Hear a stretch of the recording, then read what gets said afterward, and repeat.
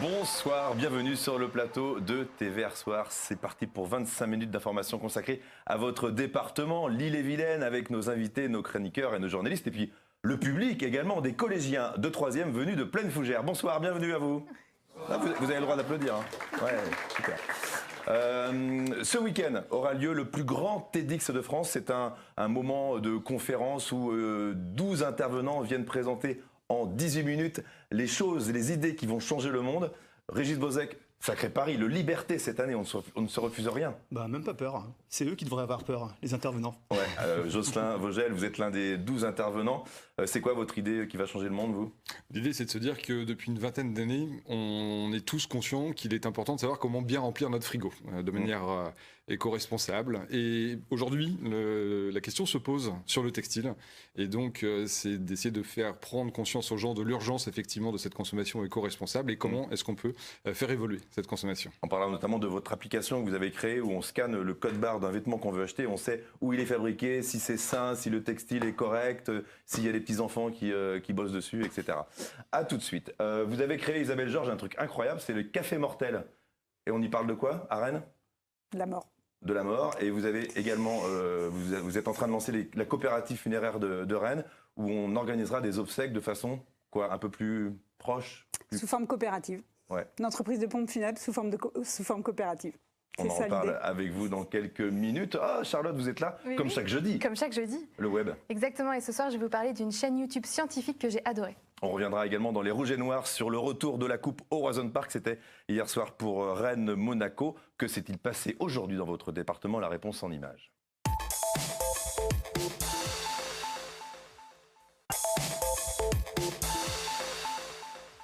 Retour sur le plateau de TVR Soir. L'événement du week-end prochain à Rennes, ce sont les conférences TEDx qui auront lieu samedi pour la première fois aux Libertés. Mais TEDx, c'est quoi?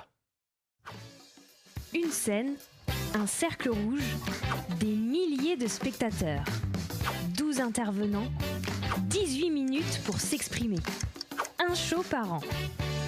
Depuis 2012, TEDx Rennes propose des récits inspirants, des histoires de vie, des réflexions philosophiques et bien plus encore. Et Régis Bozek, vous êtes l'un des organisateurs de ce TEDx 2019. Jocelyn Vogel, vous serez sur la scène, vous, du Liberté, dans quelques heures, histoire de vous mettre un peu la pression. Il grandit ce TEDx Rennes, il a démarré tout petit. Ouais. Et voilà, samedi, c'est aux Libertés, 3300 spectateurs qui ont déjà réservé leur place. Ouais, c'est complet depuis presque un mois. Hier, on a eu un petit surplus de places qu'on a vendues en 2 heures, 60 places qui sont parties comme des petits pains. Alors donc ces intervenants, il y a des hommes, des femmes, des visages connus, parfois connus, mais souvent plutôt anonymes, oui, avec des parcours de vie parfois incroyables. C'est quoi le bon casting, l'équilibre? Eh ben, le bon casting, c'est des gens qui ont des idées à partager, des idées pour changer le monde. Donc il faut 12 thématiques différentes, 12 personnalités différentes, des gens un petit peu connus, un petit peu moins, des anonymes, enfin des gens qui se bougent et qui sont enthousiasmants. Alors en fait, ce qui fait l'intérêt, c'est que c'est aussi joli le TEDx. Il y a une mise en lumière, tout ça est très cadré. C'est un concept américain qui a une trentaine d'années. Ouais. On fait pas n'importe quoi quand on organise le TEDx. Non. Il y a des règles à respecter. Ouais, la règle première, c'est de faire dans moins de 18 minutes, de le faire d'être assis sur un rond rouge, un tapis rouge qui met un petit peu la pression à l'intervenant. Et puis les intervenants sont coachés pour être surprenants. On essaie de surprendre aussi le public. Et puis plutôt de parler de conférence, on dit que c'est un show aussi parce qu'on fait vraiment le spectacle, quoi. Puis là c'est samedi soir en plus, donc samedi soir. Et les couleurs de TEDx, c'est c'est les couleurs du Stade Rennais. C'est rouge et noir, c'est incroyable.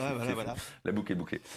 Vous avez été surpris quand on est venu vous chercher, Jocelyn, en vous disant vous faites partie du casting? J'ai clairement pensé que c'était un canular. Ouais. Et puis au final, quand je me suis aperçu que c'était sérieux, tout de suite je me suis dit que c'était une opportunité absolument unique pour diffuser son idée. Quand on a la chance de travailler sur un sujet qui se veut plus ou moins, en tout cas, d'intérêt général, ce qu'on cherche, c'est à le diffuser au maximum. Et finalement, c'est même un critère de réussite. C'est-à-dire que si on a réussi à faire bouger un tout petit peu les choses, à ce moment-là, moi, personnellement, en tout cas, je me dirais qu'effectivement, j'ai été utile à quelque chose. Alors ça se prépare, 18 minutes devant 3000 personnes, plus ensuite après sur YouTube des milliers de vues. Vous êtes coaché, ça fait partie des règles dont parlait Régis, c'est-à-dire qu'il y a des coachs qui vous apprennent à parler, l'attitude, à écrire ce texte qu'il faut apprendre quasiment par cœur, même s'il y a un prompteur. Vous vous préparez comment et depuis combien de temps? Il n'y a pas de prompteur? Prompteur, non. Ah non, non, non. Ah bon. Le seul prompteur qui est, c'est le chrono. Donc si je me mets à lire le chrono, ça va être délicat. C'est le chrono. Ouais, alors comment vous préparez, vous? En fait, on est tout de suite pris en charge par une équipe qui est fantastique et qui a absolument l'habitude justement de nous faire aboutir au niveau de qualité attendu de TEDx. Moi, personnellement, je suis accompagné par 3 personnes, Valérie, Sadia et Gabriel, je les remercie d'ailleurs. Et ça se passe pendant 4 à 5 mois. Ouais, c'est un parcours de longue haleine. Ça commence avec quelles idées, dans quel ordre, quel est le squelette finalement du message qu'on souhaite faire passer. Ça prend quand même du temps. Il y a la manière de le faire passer aussi, donc c'est la forme, l'idée de surprendre, comme le disait Régis, et ensuite toute la posture à avoir effectivement pour délivrer un message de manière efficace. Régis, pourquoi avoir choisi Jocelyn? Qu'est-ce qui vous intéressait dans son parcours? L'idée de l'application pour les vêtements, comme on en a pour les aliments, on trouve ça super. Et puis voilà, c'est une idée en plus qui est au début. Donc on trouvait ça génial de mettre... Oui, c'est vrai qu'on en parle beaucoup pour les aliments. Voilà, est-ce que l'aliment, il a fait le tour de la Terre avant d'arriver dans le supermarché? Et vous, pour les vêtements, c'est ça. C'est-à-dire qu'on consomme de manière... Et on fabrique surtout de manière complètement effrénée. On jette des vêtements invendus, des tonnes, enfin, par an. Et vous avez quelques solutions pour ça? Exactement, comme vous le disiez, c'est 100 milliards de vêtements produits chaque année, c'est 4 fois plus qu'en 1960, donc ça devient vraiment un sujet de société. Aujourd'hui, on se rend compte que les consommateurs qui s'occupaient de savoir ce qu'ils avaient dans leur assiette, aujourd'hui sont extrêmement concernés par savoir comment mieux remplir son dressing. Et grâce à cet outil, en tout cas, on redonne le pouvoir finalement au consommateur en lui fournissant des informations qui soient vraies, de confiance, sur les conditions sociales et environnementales et sur la traçabilité du vêtement. Pas forcément du local, quoi, mais du bienfait, même à l'autre bout du monde. Effectivement, le local, c'est un paramètre parmi d'autres, mais qui ne suffit pas, en tout cas, pour juger de l'éco-responsabilité d'un vêtement. Il y a pas mal de choses qui rentrent en compte.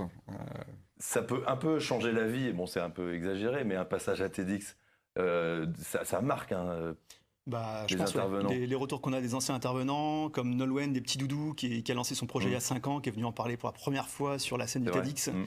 Ça a changé un peu le concept de son projet et c'est ce qu'on essaie d'impulser aussi. Le thème de cette année, c'est impulsion.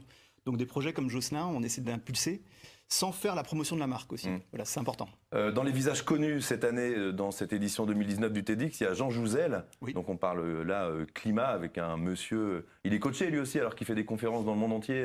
Eh ben ouais, parce qu'il faut le coacher comme n'importe quel intervenant. Il a l'habitude de faire des conférences qui durent 1h30, 2 heures. Ah oui, et là c'est un format court. Alors au début il voulait faire 3 minutes. On dit non, on va faire un peu plus long. Donc on est parti sur 15 minutes, mais il faut le coacher et il faut travailler avec lui. Et puis l'autre visage aussi que les Rennais connaissent bien, c'est Victor Solf, le chanteur du groupe Heure, qui cartonne un peu partout dans le monde, qui a perdu son ami Simon, décédé d'un cancer il y a 2 ans, mais qui a continué le groupe jusqu'au bout, quasiment. Et donc il viendra témoigner de ça, de ce passage un peu compliqué. Non, pas du tout. En fait, la thématique qui est assez importante cette année, c'est la thématique autour de l'écologie. Et Victor, il est là pour nous chanter des chansons autour de l'écologie, son engagement. Ah, il va chanter alors? Ah, il va chanter, c'est un vrai petit concert, Super. Il y a aussi de la musique, mais il va parler aussi un petit peu entre quelques chansons de son engagement écologique, de sa responsabilité individuelle, etc. Génial. Et interroger les gens. Donc, et puis je peux vous dire un petit secret, on finira pas Victor, donc on finira en musique. D'accord, super. Donc c'est à 19h, à partir de 19h, pardon, aux Libertés. Il y aura sûrement quelques petites places, dernières places à mettre en... Non, c'est pas sûr. Par contre, toutes les vidéos sont mises à disposition à partir de début juin sur YouTube. Il faut aller sur le site internet de TEDx Rennes et vous verrez tout ça. Merci beaucoup Régis, c'est donc samedi aux Libertés. Tout va bien se passer, Jocelyn. C'est obligé. Remis de la victoire du Stade Rennais en Coupe de France, Régis, fervent supporter que vous êtes. Et puis remercie Kimpembe quand même. Vraiment, retour tout de suite dans les Rouges et Noirs sur le retour de la Coupe de France au Horizon Park. C'était hier soir à l'occasion de Rennes-Monaco, nos héros.